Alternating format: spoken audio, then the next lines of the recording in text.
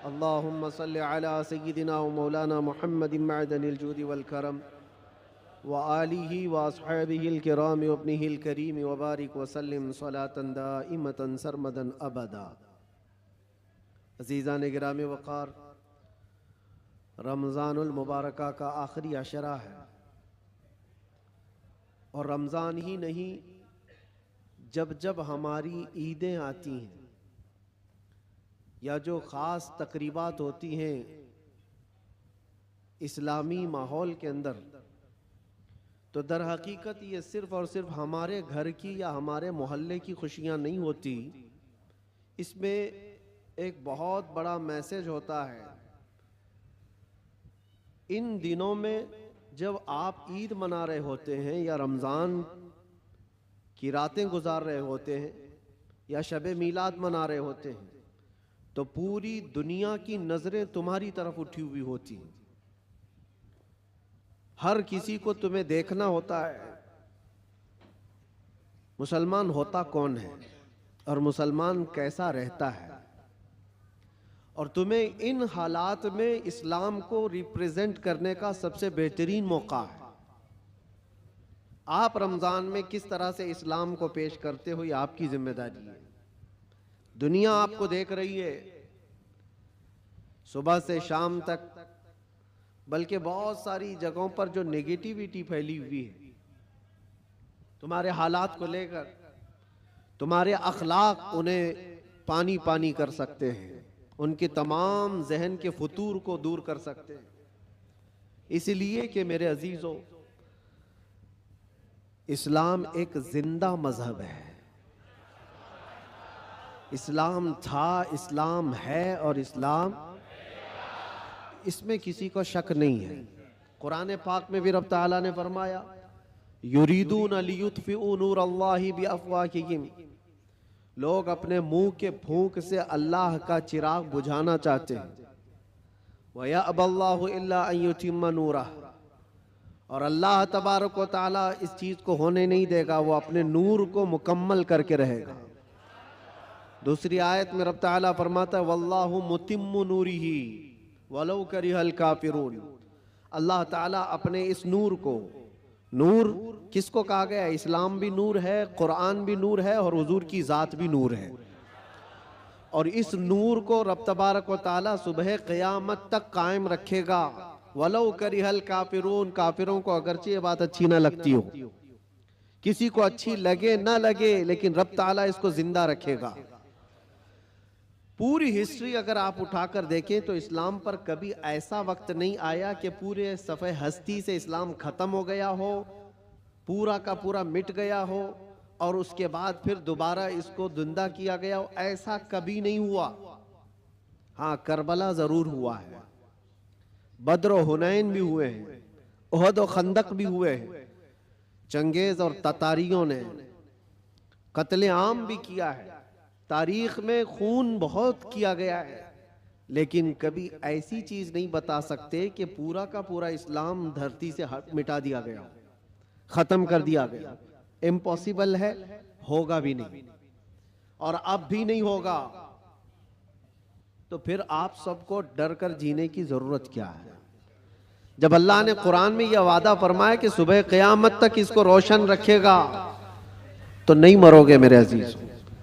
इक्का दुक्का जो कुर्बानियां होंगी वो करबला वालों के सदक़े कबूल कर ली जाएंगी। कुर्बानियां जो होंगी, जो आज पेश की जा रही हैं, लेकिन इस्लाम था और इस्लाम है, इस्लाम रहेगा। इसकी हक्कानियत की बुनियाद पर यह जिंदा रहेगा, मुसलमानों की टोपियों से नहीं। तुम्हारे चलत फिरत की वजह से इस्लाम जिंदा रहेगा ऐसी गारंटी नहीं है। इस्लाम हक मजहब है, वो अपनी हक्कानियत की बुनियाद पर जिंदा रहेगा। कुरान अल्लाह का कलाम है, उसकी हक्कानियत की बुनियाद पर वो जिंदा रहेगा। ये तो हमारा और तुम्हारा इम्तिहान है कि हम इस पर कितने अमल करते हैं, हम इस पर कितने कारबंद रहते हैं, हम इस पर कितना यकीन करते हैं। आपसे मैं ये पूछता हूं, क्या इस्लाम के लिए जितने सीरियस हो आप, जितनी मोहब्बत करते हो, दिलो जान से चाहते हो, तो क्या इस्लाम के लिए आप हकीकत में सीरियस हो, हकीकत में मोहब्बत करते हो? अगर हकीकत में मोहब्बत करते हो तो क्या इस्लाम को अपने घर में भी पसंद करते हो? आप तो बोलेंगे कि हाँ, इस्लाम को मैं घर में पसंद करता हूं। अपनी जात पे इस्लाम को पसंद करते हो? सबसे बड़ी बात है, ये जिम्मेदारी की बात है कि जिस चीज से आप मोहब्बत करते हो वो चीज आपके घर में होना चाहिए। तो आप एक नजर जाकर देखें कि मेरे घर में इस्लाम नजर आता है या नहीं। मेरी औरत पर, मेरी बच्चियों पर, मेरी बहनों पर इस्लाम दिखता है कि नहीं दिखता? ये तुम्हारी जिम्मेदारी है। सड़कों पर इस्लाम जिंदाबाद के नारे लगाना और घरों से इस्लाम को दूर करना, ये नाइंसाफी है। यह हम इस्लाम के साथ नाइंसाफी कर रहे हैं। अगर आपको इस्लाम पसंद है तो अपने घर में भी पसंद हो, अपने चेहरे पर भी पसंद हो, अपने लिबास में भी पसंद हो। लेकिन जो दुगली पॉलिसी आप उसको अमल कर रहे हो कि जुबान से इस्लाम के पसंद होने का नारा लगाते हो और जब अमल के मैदान में आए तो किसी और के अमल पर चल पड़ते हो। एक बात याद रखना ऐ नौजवानों, बहुत सारी आज ऐसी हरकतें मैं देखता हूं, ट्रेंड बनता जाता है।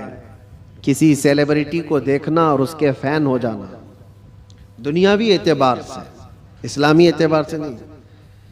और नौजवानों ने नक्शे सब बदल डाले, कपड़े भी फाड़ कर पहनने लग गए, कानों में बालियां भी डाल ली, नथ आनी बाकी है और चूड़ियां पहनना भी बाकी है।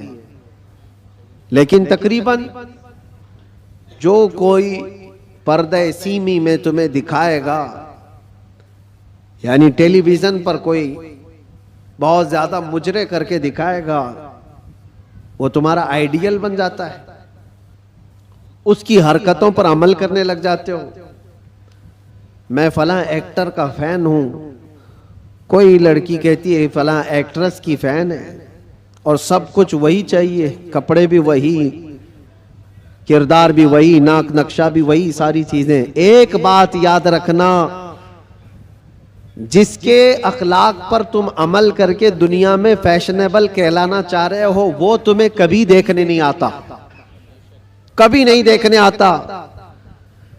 तुम चाहे यहां से चीखते रहो, चिल्लाते रहो, मैं तुम्हारा फैन हूं, उसको पता भी चलता है नहीं पता क्या मालूम।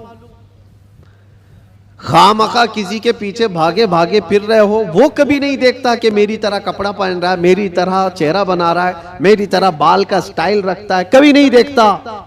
लेकिन एक बात याद रखो, ताजदारे मदीना रसूल करीम सल्लल्लाहु अलैहि वसल्लम के अखलाक पर जो अमल करता है, कसम खुदा की दुनिया के किसी भी कोने में रहो, आमिना के लाल तुम्हें मुलाहिजा फरमा रहे, रसूल पाक सल्लल्लाहु ताला अलैहि वसल्लम तुम्हें देख रहे हैं।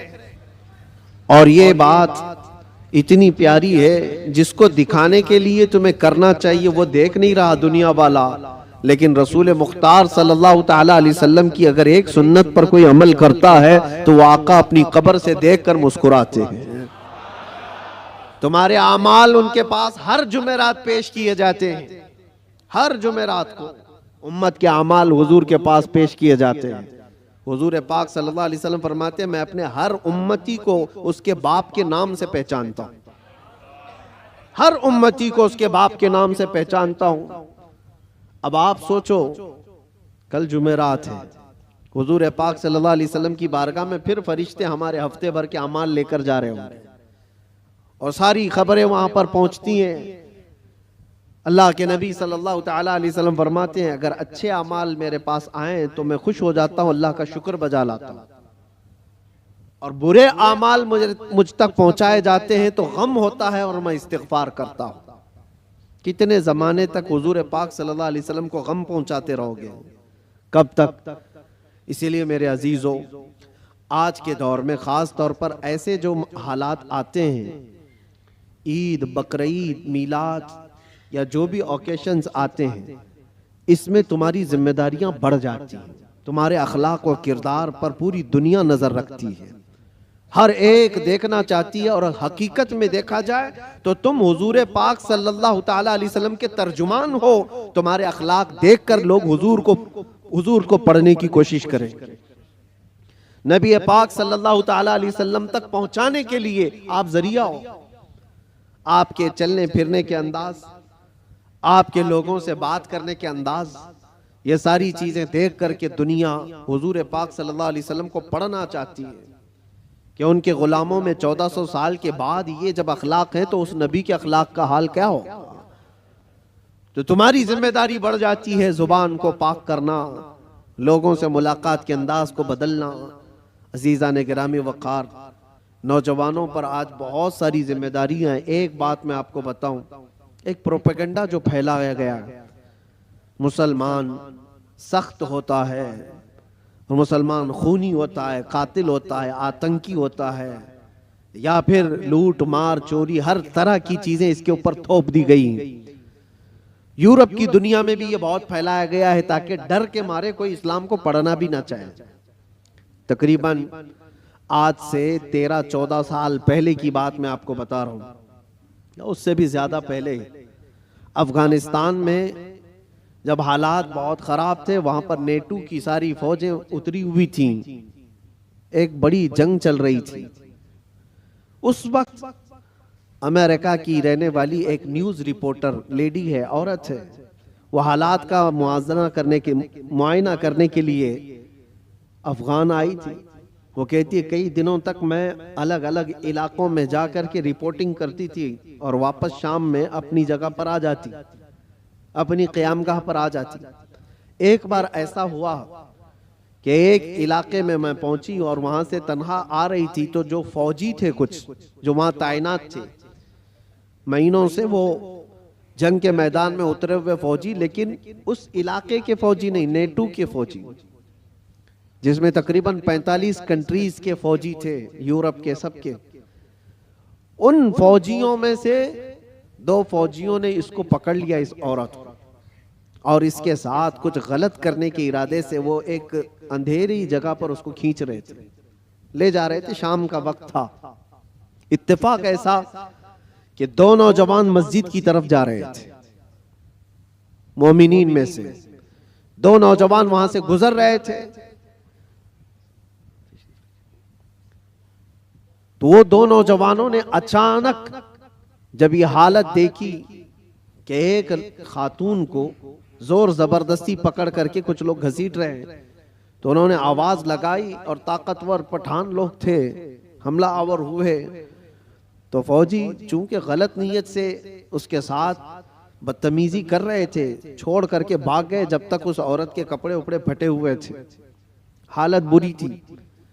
लेकिन ये 2 नौजवान मुसलमान थे, दाढ़ी टोपी वाले, उस खातून को वहां से आजाद कराया और अपने तरफ ले लिया, अपने पास ले लिया। ये खातून कहती है कि मुझे तो ज्यादा डर लग गया कि ये वहशी मुसलमानों के हाथ में आ गई, अब पता नहीं क्या करेंगे, सीधे ज़बह करते हैं लोग।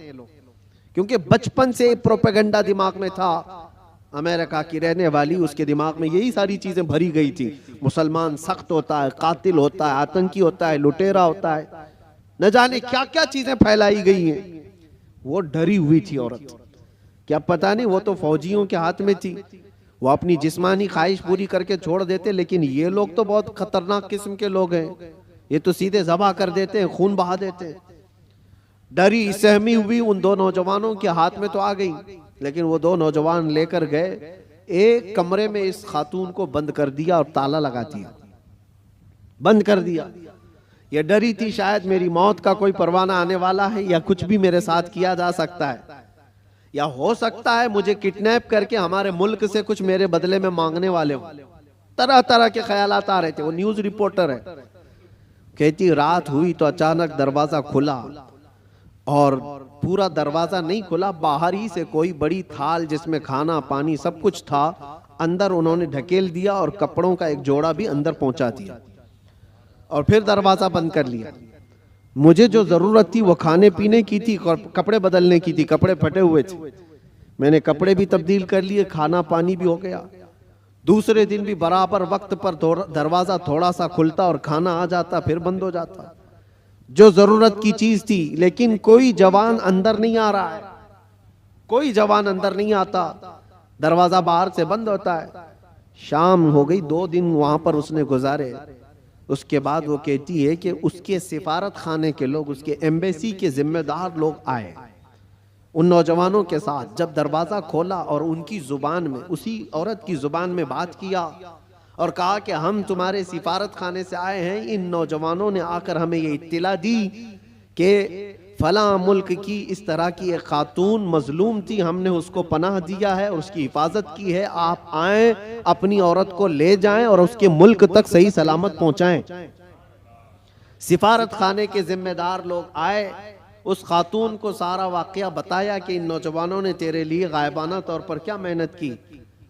उसका दिमाग पूरा अलग तरीके से चलने लगा कि मैंने बचपन से सुना है ये मुसलमान वहशी होते हैं, आतंकी होते हैं, कातिल होते हैं, लुटेरे होते हैं, ये तो कदम भी नहीं रखते मेरे कमरे में। मैं भी औरत हूँ, खूबसूरत हूँ, जिस्म मेरे पास है, लेकिन कभी इन्होंने देखा भी नहीं मुझको। 3 दिन उनके पास गुजारी और उसके बाद जब सिफारत खाने के लोग जिम्मेदार आए और उसको आज़ाद करवाया, वहाँ से ले जा करके वो उसके वतन तक पहुँचाया।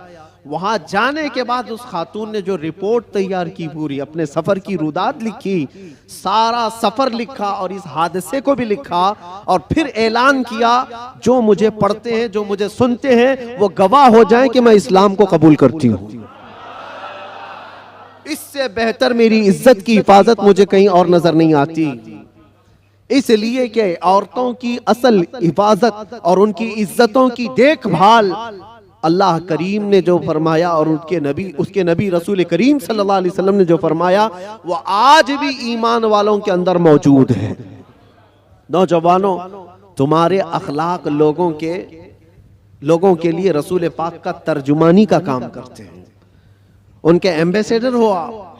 और ख़ास तौर पर रमज़ान में आप देखना, कई मोहल्लों में जहाँ तुम्हारी शब्बाशी हो रही होती है, रात की रौनकें, और इस शहर में ख़ास तौर पर जो चकाचौंध रोशनी है, इसको देखने के लिए बहुत सारे लोग आते हैं, बल्कि दूसरे ही ज़्यादा आते हैं। हो सकता है खाने पीने आते हो, मौज मस्ती भी मकसद हो सकती है, लेकिन मेरे अजीजों, इन दिनों में तुम्हारे अखलाक व किरदार बहुत अहमियत के हामिल होते हैं। इस वक्त तुम हुजूर पाक सल्लल्लाहु अलैहि वसल्लम के रिप्रेजेंटेटिव हो। रमजान को इस तरह से गुजार करके दिखाओ कि आज भी हमारे अंदर स्पिरिचुअलिटी, रूहानियत कैसी है। हम खाने पीने के लिए पूरी रात गुजारने वाले लोग ही नहीं हैं। खाना पीना तो जिंदगी का एक छोटा सा हिस्सा है। हम आए हैं यहाँ अपने रब को राजी करने के लिए। इस्लाम का ये अजीम मैसेज और इस्लाम का ये अजीम पैगाम पहुंचाने का जरिया है। कितने ऐसे लोग हैं जो हमसे राब्ता करते हैं। मेरे अजीजों, सच बताऊं, जो हमारे दीन में नहीं है वो प्यासे हैं। बहुत सारे लोग, मर्द हजरात भी, औरतें भी, लड़के भी और लड़कियां भी, दूर दराज से वो किसी न किसी तरह से कांटेक्ट करने की कोशिश करते हैं कि हमारी रूह बहुत प्यासी है, हमारी रूह बहुत प्यासी है। और हम अपनी रूह की सैराबी ढूंढते ढूंढते उम्र बिता चुके हैं, लेकिन हमने आपके बयान सुने या फिर इस्लाम की ये सारी चीजें देखी हैं तो रूह को सुकून सा नजर आता है, सुकून सा नजर आता है। उन लोगों को जो आत्मा की शांति कहीं नहीं मिलती, मेरा चैलेंज है वो रब्बे जुल जलाल के सजदे में उन्हें सारा सुकून मिल जाएगा। इसलिए कि बनाया हुआ पालनहार हकीकी का ये जिस्म है, अल्लाह का बनाया हुआ ये जिस्म है। और उसी ने कुरान में ये फरमाया, अला बिज़िक्रिल्लाहि तत्मइन्नुल कुलूब, आगाह हो जाओ, अल्लाह के जिक्र में ही तुम्हारे दिलों का सुकून है, अल्लाह के जिक्र में तुम्हारे दिलों का इत्मीनान है। और ये इत्मीनान करने के लिए तो रमजान है। आप देखना, यहां से उसी आदमी का भागने का मन करता है मस्जिद से जिसका दिल काला हो चुका होता है, जिसका दिल पत्थर से सख्त हो गया हो। वो गिन रहा होता है, घड़ी की सुइयां देख रहा होता है कि कब उठूं यहां से भागूं। लेकिन जिसका दिल अल्लाह से लग गया है, वो तो जोहर के बाद असर का इंतजार कर रहा होता है। क्योंकि हदीस पाक में हुजूर सल्लल्लाहु अलैहि वसल्लम ने ये फरमाया है कि 7 लोग ऐसे हैं जिनको कयामत के दिन भी अल्लाह अपने अर्श का साया अता फरमाएगा।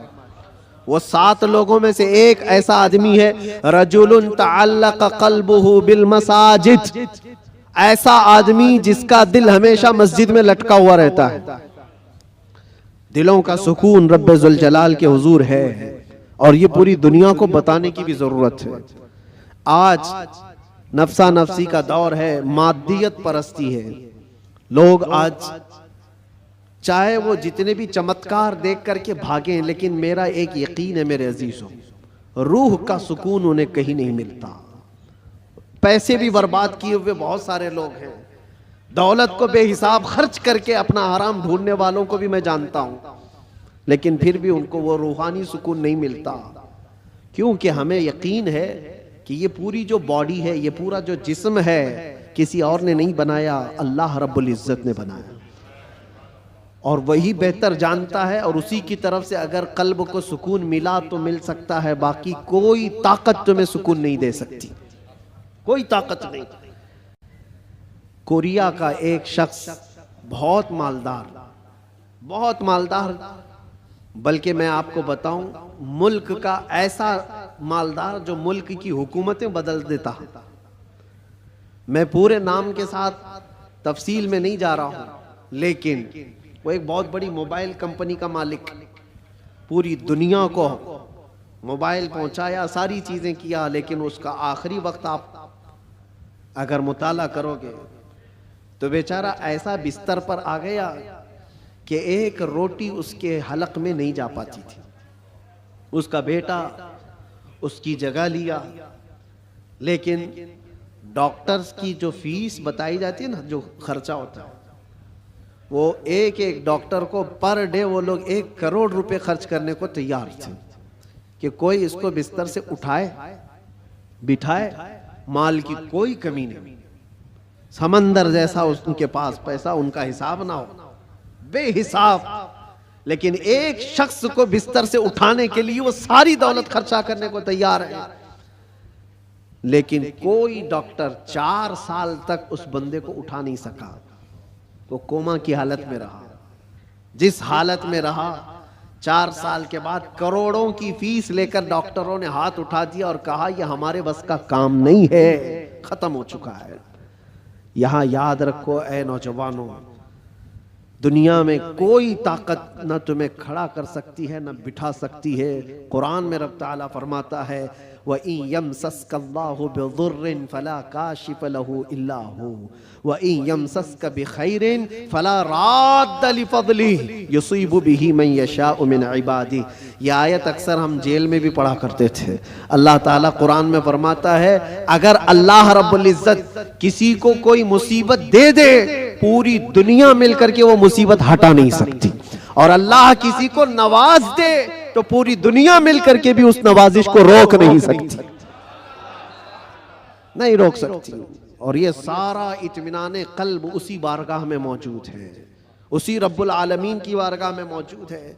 आज तुम्हें वापस बुलाने के लिए ये मस्जिदें पुकार रही हैं, खास तौर पर रमजान में माहौल वैसी बन जाता है। अल्लाह ताला बंदों से इतना प्यार करता है। देखें, तुम्हारी सहूलत के लिए चांद दिखते ही शैतानों को कैद कर लिया गया।